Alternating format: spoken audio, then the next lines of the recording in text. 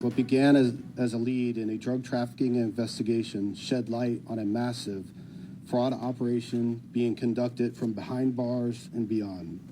New at 10, the FBI, along with other law enforcement, uncovering two massive crime schemes, both allegedly operated by one man serving time at Kern Valley Prison in Delano. Thanks for joining us this evening. I'm Rochelle Murcia. And I'm Michael Patterson. This man was already serving a life sentence for murder before he was caught, and now he's being accused of trafficking drugs and attempting to commit fraud. Eyewitness News reporter Leslie Molina has the latest details for us. Leslie?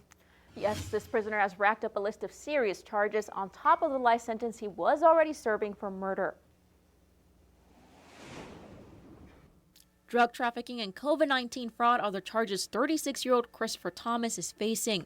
He is accused of committing both of these crimes behind bars. In a news conference, officials revealed how he did it. Unfortunately for Thomas, he picked two criminal schemes that our federal law enforcement partners and my office have a lot of experience investigating and prosecuting.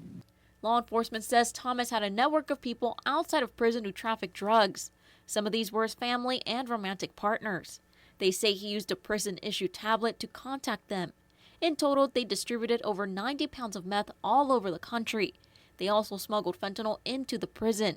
The investigation started August 2022 when officials connected Thomas to meth they found in Hawaii. What began as a lead in a drug trafficking investigation shed light on a massive fraud operation being conducted from behind bars and beyond. Detectives stumbled into a massive tax fraud scheme. Thomas and his network used the pandemic to file hundreds of faulty tax returns. This money was meant to go to businesses that were struggling during COVID-19. In total, Thomas and his group tried to get $550 million. Attorneys in this case said luckily they did not receive the full amount. Fortunately, the IRS thwarted most of the scheme.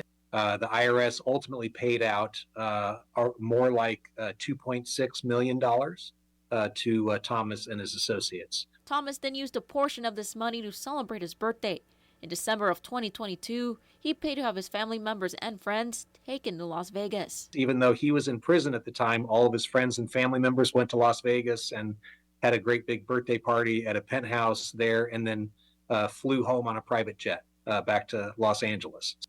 The drug trafficking and the tax fraud scheme are being prosecuted separately. Thomas is not the only one facing these charges. His mom and her husband are facing the tax fraud charge as well. In studio, Leslie Molina, Eyewitness News.